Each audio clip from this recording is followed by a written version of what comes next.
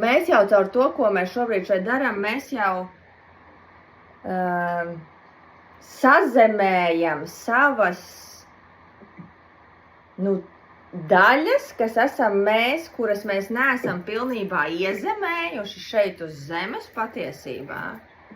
Mums ir notikusi kaut kāda pieredze, mēs viņā esam, uzkārušies, iestrēguši.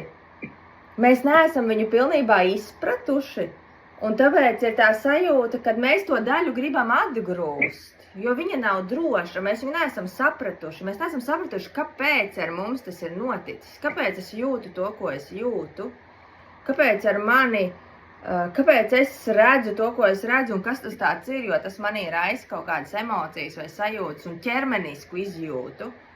Un tas, ko mēs darām caur sesiju, caur to, ka mēs piedzīvojam kaut kādas savas sarežģītās, grūtās, diskomfortablās un daudzkārt priecīgās, laimīgās un vēl visādas sajūtas, tur atslābumu,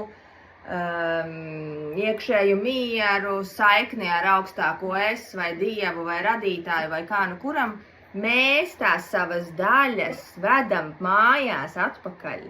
Mēs viņas sazemējam, lai viņas ir brīvas, un mēs caur to esam brīvi. Bet tas notiek caur to procesu, kad mēs sesijā virzāmies cauri tam, kas notiek arī dzīvē, un caur to, ka mēs esam tajā apzināti, mēs to tā kā iezemējam zemē.